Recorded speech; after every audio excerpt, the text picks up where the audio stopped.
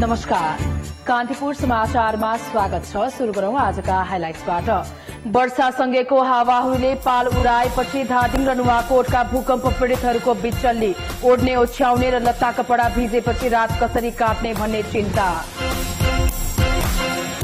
आउँदो बजेट समाजवाद उन्मुख आर्थिक नीतिमा आधारित हुने अर्थमन्त्रीको भनाई। उच्च प्राथमिकतामा रहेका 21 राष्ट्रिय गौरवका आयोजनाको काम भने सुस्त।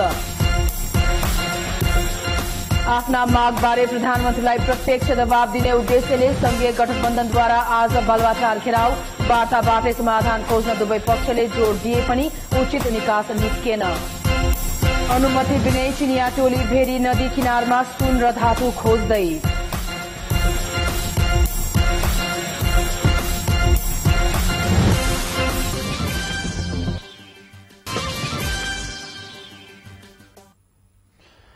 धादिङ र नुवाकोटमा अस्थायी शिविरमा बस्दै आएका भूकम्प पीड़ितहरू आज दिउँसो वर्षासँगैको हावाहुरीले पाल उडाइदिएपछि बिचल्लीमा परेका छन्। आज दिउँसो 3 बजेदेखि साँझ 5 बजेसम्म हावाहुरीले सदरमुकाम धादिङ, सदरमुकाम धादिङ बेसी, साङकोस लगायत 5वटा शिविरमा पाल उडाएपछि पीड़ितहरू समस्यामा परेका हुन्। ओत लाग्ने छाना उडाउनुका साथै ओड्ने ओछ्याउने र लत्ता कपड़ा समेत पानीले भिजेपछि पीड़ितहरू रात कसरी काट्ने भन्ने पिरलोमा छन्।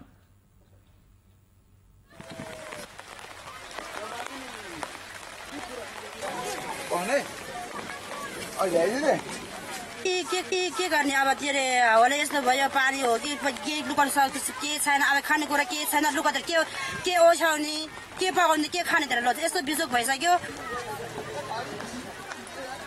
भूकम्पपछि धादिङका विभिन्न ठाउँबाट स्थानान्तरण गरिएका पीड़ितहरू विभिन्न 5वटा अस्थायी शिविरमा बस्दै आएका छन्। हावाहुरीले नुवाकोटको विदुर नगरपालिका 7 पिपलटार तथा सुन्दरा देवी, बालकुमारी गाउँ खर्क, बेतिनी, शिखर बेसी लगायतका ठाउँमा पनि भूकम्प पीड़ितको अस्थायी टहरा उडाइदिएपछि पीड़ितहरूको बिचल्ली भएको छ। हावाहुरीका कारण बिजुलीका पोलहरू ढल्दा नुवाकोटको पूर्वी क्षेत्रमा पर्ने गाविसमा विद्युत सेवा समेत बन्द छ। 2 दिन सिंहदरबार घेराउ कार्यक्रम गरेको संघीय गठबन्धनले आज प्रधानमन्त्री निवास बालुवाटार केन्द्रित आन्दोलन गर्यो। प्रधानमन्त्रीलाई प्रत्यक्ष दबाव दिने उद्देश्यले गठबन्धनले बालुवाटार घेराउ गरेको जनाएको छ। नयाँ संविधानमा आफ्ना माग सम्बोधन नभएको भन्दै गठबन्धनले राजधानी केन्द्रित आन्दोलन शुरू गरेको हो। प्रधानमन्त्री निवास बालुवाटार क्षेत्रमा संघीय गठबन्धनका कार्यकर्ताले बिहान 10 बजेदेखि नै विरोध प्रदर्शन गरे। प्रदर्शनकारीले निषेधित क्षेत्र तोड्ने प्रयास गरेपछि प्रहरी र प्रदर्शनकारी बीच सामान्य झडप पनि भएको थियो। संविधानले आदिवासी, जनजाति, मधेसी लगायतको पहिचान ग्यारेन्टी नगरेको भन्दै गठबन्धनले संविधान जारी भए लगत्तै विरोधका कार्यक्रम जारी राखेको छ। तराई, हिमाल र पहाड़का उत्पीड़ितहरूले राज्यलाई आफ्नो आवाज सुनाउन घेराउ कार्यक्रम गरेको नेताहरूले बताएका छन्।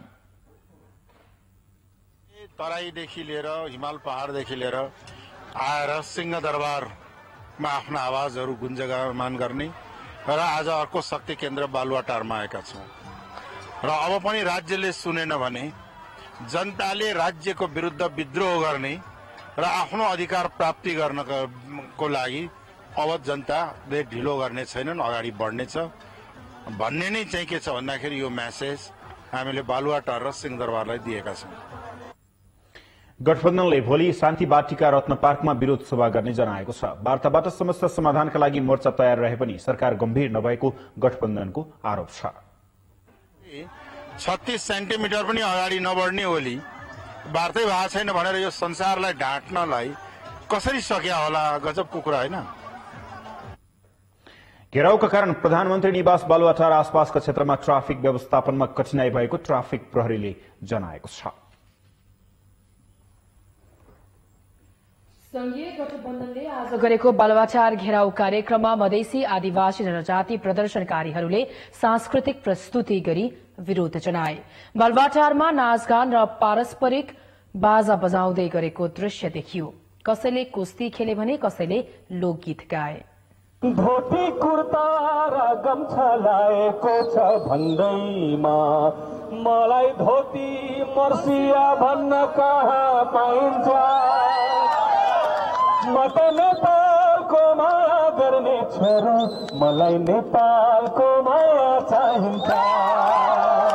इन्डियन जस्तै अनुहार मिल्छ भन्दैमा मलाई भारतीय दलाल भन्न कहाँ पाइन्छ? म त नेपालको माया गर्ने छोरा मलाई नेपालको माया चाहिन्छ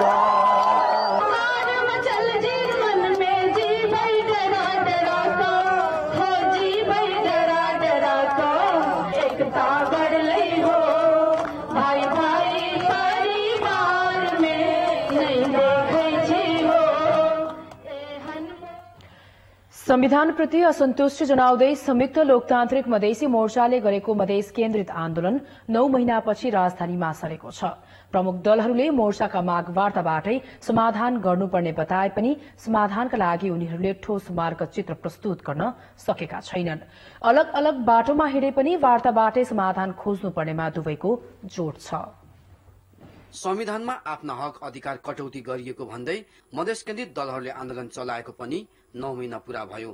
यसबीच एकपटक संविधान संशोधन पनि भयो, तर आफ्ना माग सम्बोधन नभएको भन्दै मधेस केन्द्रित दलहरूले बन्द, नाकाबन्दीदेखि सिंहदरबार र प्रधानमन्त्री निवास घेराउसम्मका कार्यक्रम गरेका छन्। सत्तारूढ दलहरू र प्रमुख प्रतिपक्षी नेपाली कांग्रेसका तर्फबाट मधेसका माग सम्बोधनका लागि ठोस प्रस्ताव आउन नसक्दा समस्या जीवका तीउ छन्।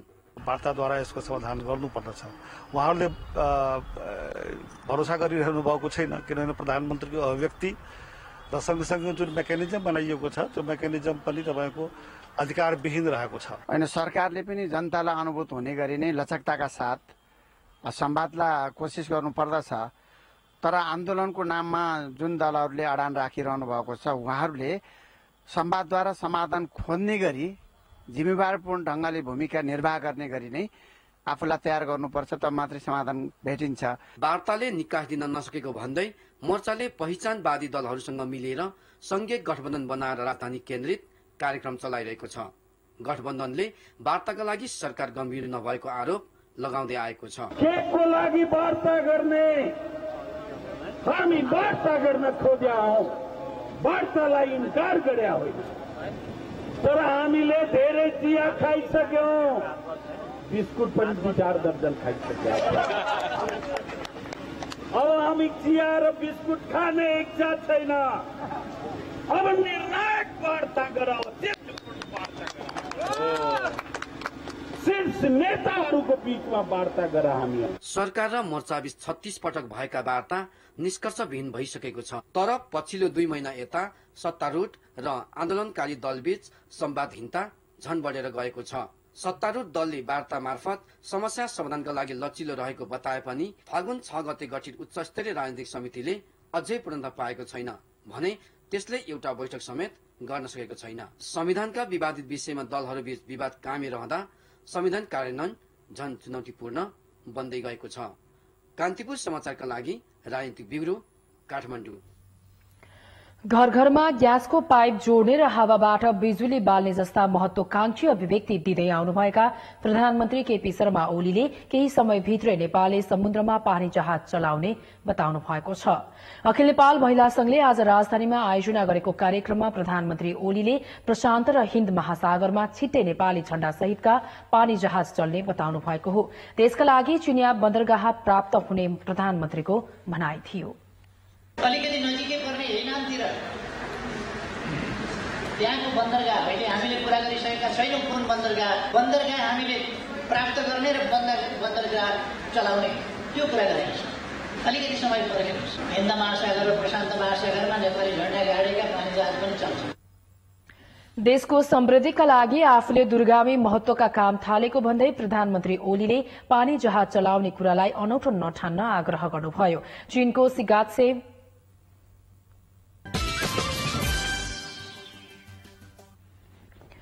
अर्थमन्त्री विष्णु पौडेलले आउँदो बजेट समाजवाद उन्मुख आर्थिक नीतिमा आधारित हुने बताउनु भएको छ।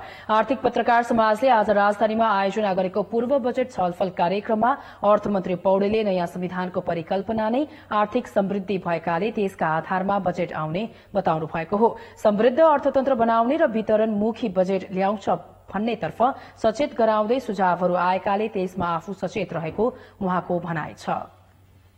के निश्चित आधारहरू छन् मसँग मेरो सामनेमा, म अनुत्तरदायी भएर प्रस्तुत हुन मिल्दैन भन्ने कुरा मैले राम्रोसँग एक्का राखेको छु र मलाई मार्गदर्शन गर्ने मुख्य दस्तावेज संविधान हो। सो अवसरमा राष्ट्रिय योजना आयोगका पूर्व उपाध्यक्ष दीपेन्द्र बहादुर छेत्रीले सांसदहरू खुशी बनाउन निर्वाचन क्षेत्र विकास कोषमा रकम थप्न नहुने बताउनुभयो। कोषको रकम बढ़ाएर बजेट पारित गराउने सहज बाटो खोज्न नहुने उहाँको भनाइ थियो। गगन थापाजीहरूलाई रिजाउनको निमित्त संसद सभासदहरूलाई दिने पैसा बढाउने काम नगरिदिनु होला। त्यसो भइदियो भने विकासले तपाईँहरूले थप मद्दत दिएको हुनेछ। कार्यक्रममा व्यवसायीहरूले 10 वर्षे ऊर्जा संकट निवारण कार्ययोजना कार्यान्वयनका लागि बजेटमा व्यवस्था हुनुपर्ने माग गरेका छन्। यस्तै निर्यात क्षेत्रलाई प्रतिस्पर्धी कार्यक्रम सहित व्यापार सहजीकरणका लागि पारवाहनलाई पनि प्राथमिकता दिनुपर्ने सुझाव उनीहरूको छ।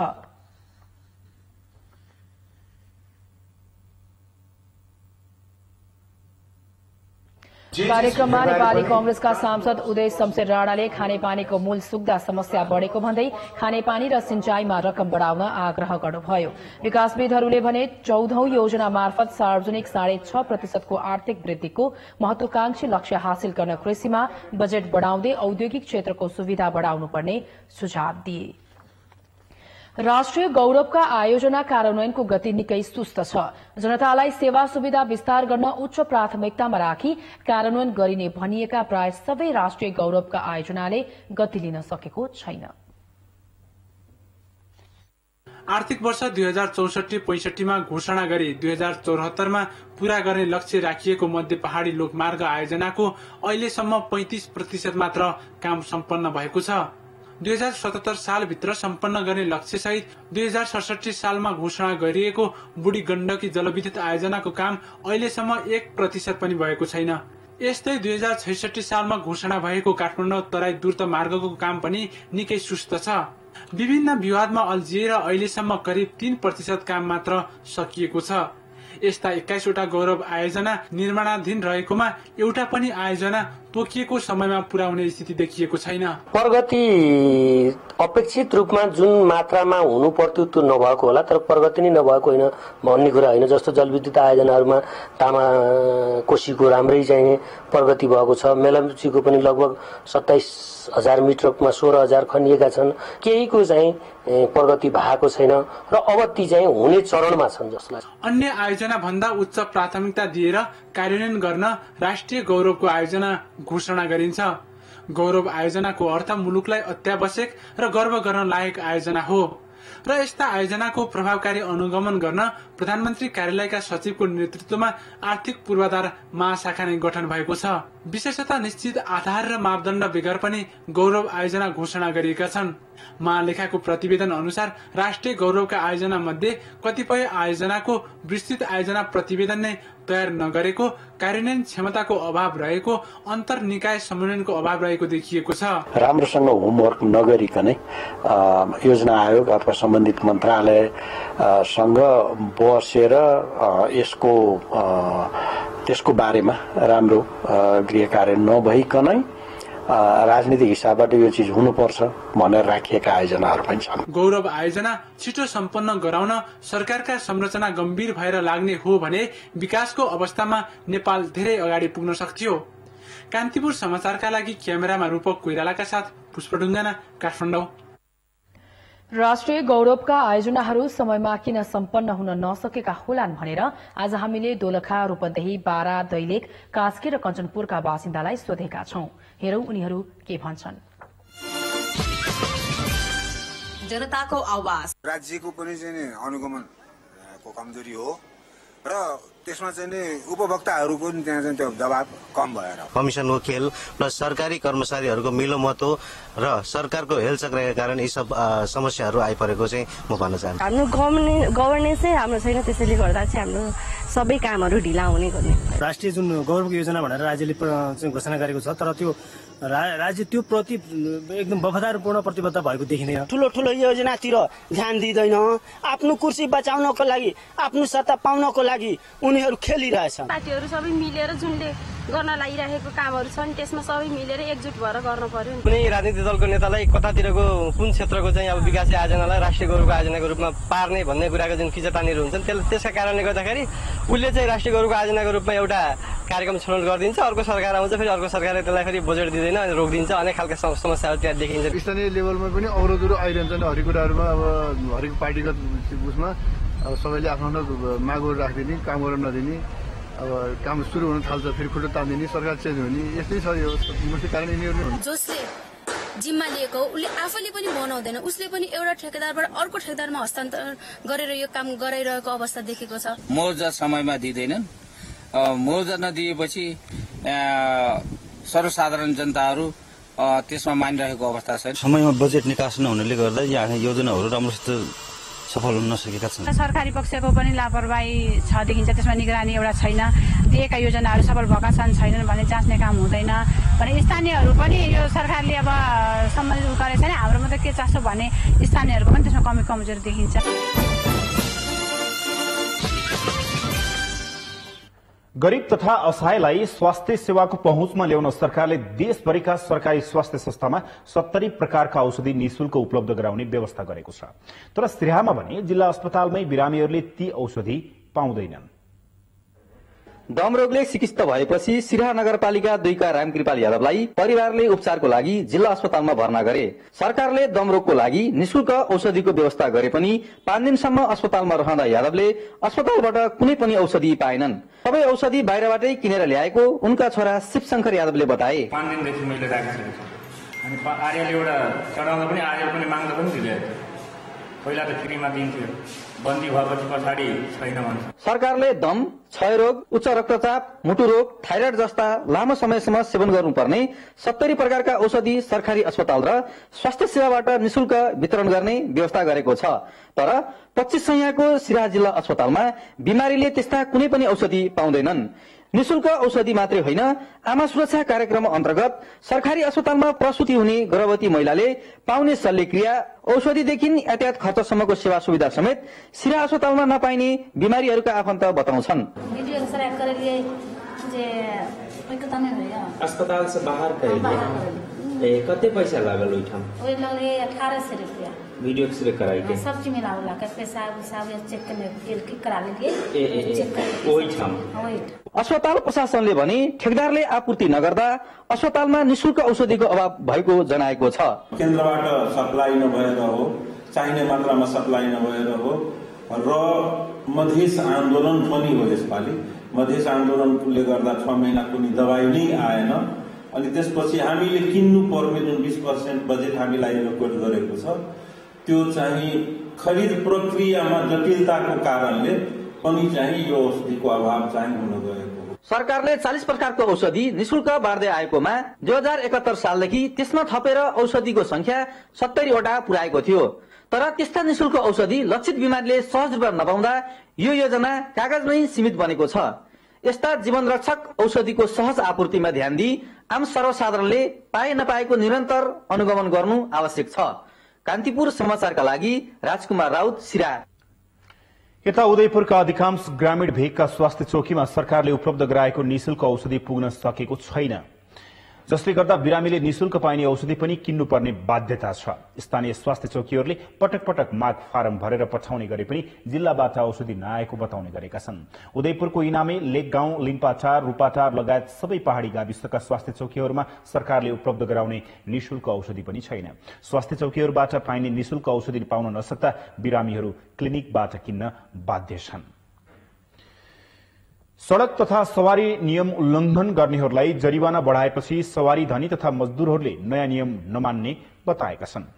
कारबाहीको शुल्क बढाइएको भन्दै यातायात व्यवसायीहरूले मजदूरहरूलाई अघि सारेर यातायात बन्द समेतका विरोधका कार्यक्रम अघि सारेका छन्। प्रमुख राजनैतिक दल निकटका मजदूर संगठनले मजदूर संघ छलफल नै नगरी कारबाहीको रकम बढाएको भन्दै आपत्ति जनाएका हुन्।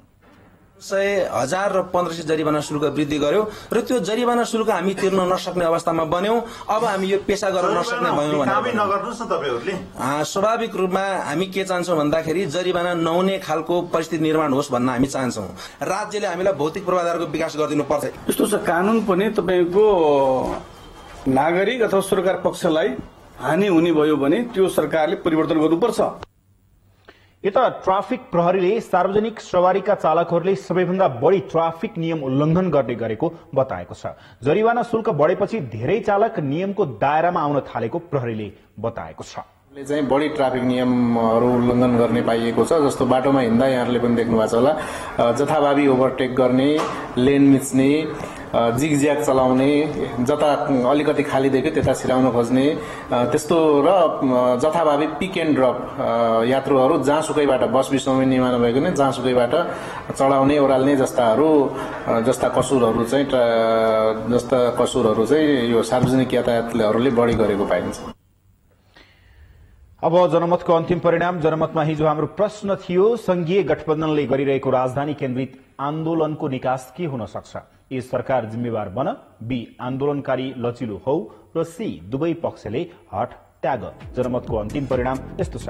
ए, सरकार जिम्मेवार बनमा 29%, बी, आन्दोलनकारी लचिलो हौमा 14% र सी, दुवै पक्षले हट त्यागमा 57% मत प्राप्त भएको छ। अब जनमतमा आजको प्रश्न।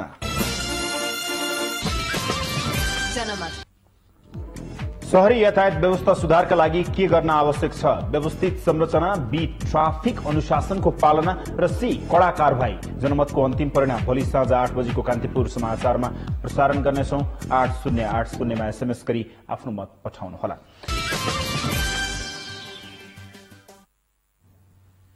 बेला भएको छ अर्थ र विकास समाचारको।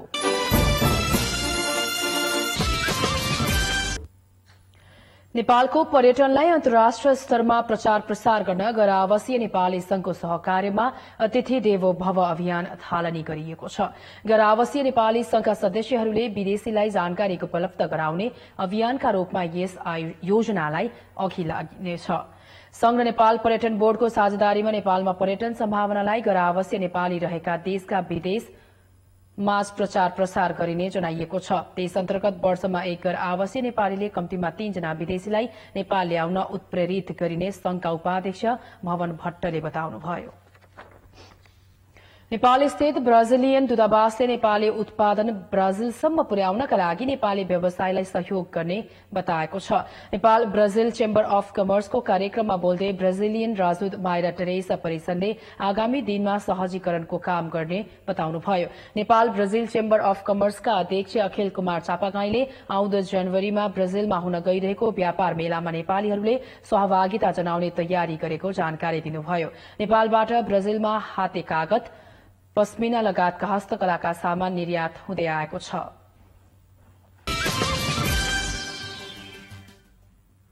अब बाँकी समाचार। भेरी नदी किनारमा चिनिया टोलीले अनुमति बिनै सुन र धातुको खोज तलास गरिरहेको पाइएको छ। जाजरकोटको भेरी मालिका नगरपालिका 4 धल्ला स्थित नदी किनारमा 20 जना भन्दा बढ़ीको संख्यामा रहेका चिनियाहरूले खानी तथा भूगर्भ विभागको अनुमति नलिई सुन खोज तलास गर्दै आएका छन्। चिनिया टोलीको कामबारे स्थानीय प्रशासन आफै अलमलमा छ। जाजरकोटका प्रमुख जिल्ला अधिकारी जनार्दन गौतमले कुनै कागजपत्र नदेखाउने टोलीले माथिल्लो निकायसँग समन्वय गरेर आए जस्तो देखिएकोले खोज तलासको काम रोक्न नसकेको बताउनुभयो। अनुमतिका लागि ताकेता गरेको उहाँको भनाइ छ। चिनिया टोलीले 2071 देखि 2075 सालसम्म अध्ययन अनुसन्धान गर्न पाउने अनुमति लिएको सुनसरीको धरान 7 का वेद प्रसाद अर्यालको नाममा जारी अनुमति पत्र देखाउने गरेको छ। तर अर्यालको अनुमति पत्र यो वर्ष नवीकरण नै नभएकोले खोज तलास गर्न नपाउने प्रहरी नायब उपरीक्षक दान बहादुर मल्लले बताउनु भएको छ। टोलीले अहिले फेरीको बगरमा 2 ठाउँमा ड्रिलिङ कार्य गरिरहेको छ। 25 चिनियासँगै 15 नेपाली कामदार कार्यरत छन्। उनीहरू 4 महिनादेखि शिविर खडा गरेर त्यही बसेका छन्। शिविर र खोज तलास क्षेत्रभित्र टोलीले कसैलाई जान नदिने गरेको स्थानीय बासिन्दा बताउँछन्। चिनियाहरूले 4 किलोमिटर पहुँच मार्ग निर्माण, नदी किनारमा तारजाली भर्ने, ड्रिलिङ गर्ने, शिविर तथा संरचना निर्माण लगायतमा 1.5 करोड़ रुपियाँ खर्चिएको अनुमान गरिएको छ। यसअघि चिनिया टोलीले धर्मश्री माइन नामक कम्पनीको नाममा भेरी बगरमै सुन खानीको सम्भाव्यता अध्ययन गर्न लगेको बताएको थियो। खानी तथा भूगर्भ विभागबाट अनुमति लिएको बताए पनि स्थानीय प्रशासनले अनुमति पत्र मागेपछि टोलीले त्यो बेला 1 महिना काम बन्द गरेको थियो। उता नेपाल सरकारले चीन सरकारलाई आग्रह गरे अनुसार पेट्रोलियम पदार्थको खानी अन्वेषण गर्न चिनिया टोली मोरङको बाहुनी 9 राधानगर पुगेको छ। 6 जना चिनिया प्राविधिक टोलीमा 2 जना नेपाली प्राविधिक सहभागी छन्। टोलीले जेठ 11 गतेसम्म राधानगर क्षेत्रको अध्ययन अनुसन्धान गर्नुका साथै नमूना संकलन गर्नेछ। टोलीले दिएको प्रतिवेदनका आधारमा सरकारले काम अघि बढाउनेछ। सो ठाउँमा पेट्रोलियम पदार्थ भेटिएमा 3 वर्षभित्रमा सम्भाव्यता अध्ययन, विस्तृत अध्ययन, प्रतिवेदन लगायतका काम सकेर त्यसपछि उत्खननको काम अघि बढाइने उद्योग मन्त्री सोमप्रसाद पाण्डेले जानकारी दिनुभएको छ। राजधानीमा देउकी प्रथामा आधारित वृत्तचित्रको पहिलो च्यारिटी शो प्रदर्शन गरिएको छ। सुदूरपश्चिमाञ्चलका डोटी, डडेलधुरा, दार्चुला, बैतडी र बाजुरा लगायतका जिल्लामा अन्त परम्पराका रूपमा रहेको देउकी प्रथाले नेपाली गरीब परिवारका चेलीबेटी प्रताडित रहेको वृत्तचित्रमा औल्याइएको छ। कसैको परिवारको सुखका लागि मन्दिरमा देवी देवतासँग कष्टकर जीवन बिताउन बाध्य बनाइने कुप्रथा देउकी प्रथाका बारेमा वृत्तचित्रमा मार्मिक ढंगले प्रस्तुत गरिएको छ। धनी परिवारका व्यक्तिहरूले नै आफ्ना भाकल पूरा गर्न गरीब गुरुबाका चेलीबेटीलाई लाखौं रूपियाँमा किनेर लगेर विभिन्न पीठमा चढ़ाएर देउकी बनाउने गरेको वृत्तचित्रमा देखाइएको छ। देउकी बनेपछि मन्दिरमा दासी बनेर जीवन बिताउनु पर्दा उनीहरू आफ्नै समाजबाट अपहेलित हुने गरेका छन्। देउकी प्रथा उन्मूलनको कानून बनिसके पनि कतिपय ठाउँमा यो कुप्रथा अझै रहेको देउकी वृत्तचित्रले औल्याएको छ। अब पालो सामाजिक सञ्जालको।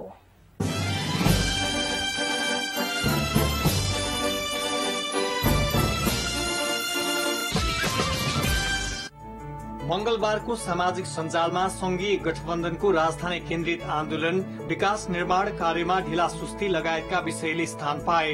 संघीय गठबन्धनको राजधानी केन्द्रित आन्दोलनप्रति कटाक्ष गर्दै एमाले नेता शंकर पोखरेलले ट्वीट गर्नु भएको छ। सिंहदरबार घेराउमा कार्यकर्ताको उपस्थिति पातलिएपछि मोर्चाले आफ्नो कार्यक्रम बालुवाटारतिर सारेछ।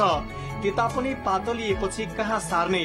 बालकोट। अधिवक्ता भरत खत्रीले बुढी गण्डकी परियोजना निर्माण प्रारम्भ गर्नुभन्दा पनि अनुगमन र निरीक्षणमा मात्रै पैसा खर्च भएको भन्दै फेसबुकमा प्रश्न गर्नु भएको छ। संसदको सबै समिति, उपसमितिहरू, निवर्तमान र वर्तमान मन्त्रीहरू, नेपाल सरकारका उच्च पदस्थ कर्मचारी तथा नेता आदि इत्यादिहरू सबैले अनुगमन र निरीक्षणले कतै दार्चुलाको चमेलिया त हुँदै छैन हाम्रो बुढी गण्डकी आयोजना।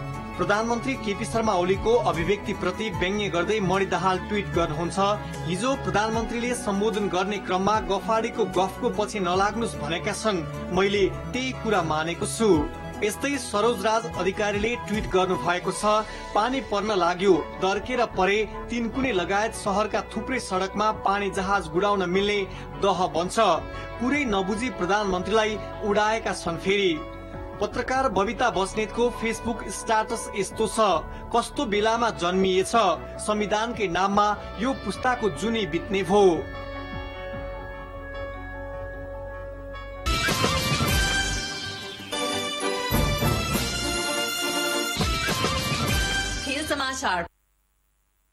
खेल समाचारमा स्वागत छ। नेपालमा धेरै खेलिने खेल मध्ये एक हो ब्याडमिन्टन। यही संघमा नयाँ कार्यसमिति चयन भएको छ। कार्यसमितिलाई ब्याडमिन्टनको शाख बढाउने र नयाँ खेलाडी उत्पादन गर्ने चुनौती छ। नियमित प्रतियोगिता आयोजना गर्नु कार्यसमितिको अर्को चुनौती रहेको छ।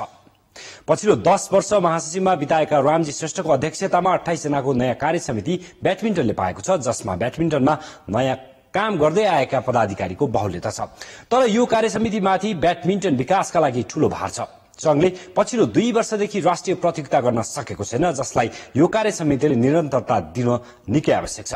यस्तै संघको वार्षिक क्यालेन्डर बनाएर नयाँ खेलाडी उत्पादन गर्न पहल गर्नुपर्ने अर्को चुनौती छ। संघका नवनिर्वाचित अध्यक्ष रामजी श्रेष्ठले नयाँ कार्यसमितिले अघिल्लो समितिले गर्न नसकेका कामलाई पूर्णता दिने बताउँछन्।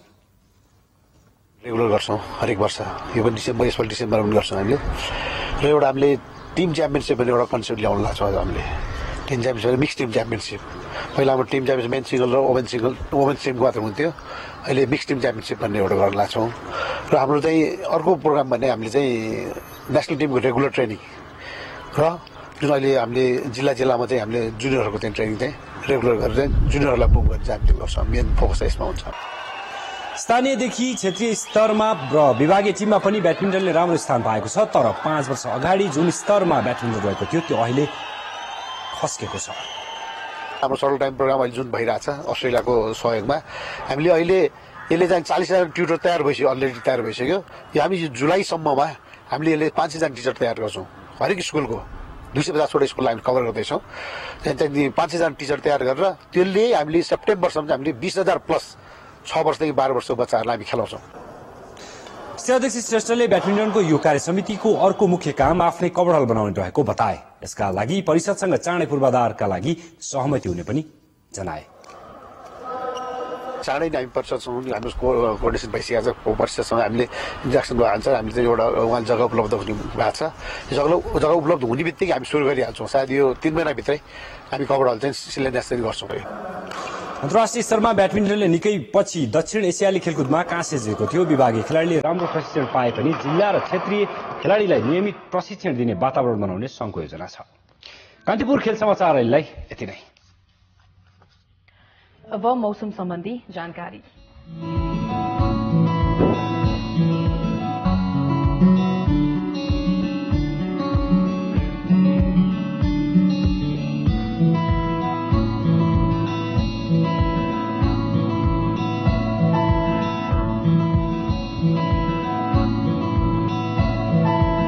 कान्तिपुर समाचार अहिलेलाई सकियो। अब जाँदा जाँदै राजधानीमा चिनिया कलाकार चेङ सिलिनको 1 दिवसीय चित्रकला प्रदर्शनी भयो।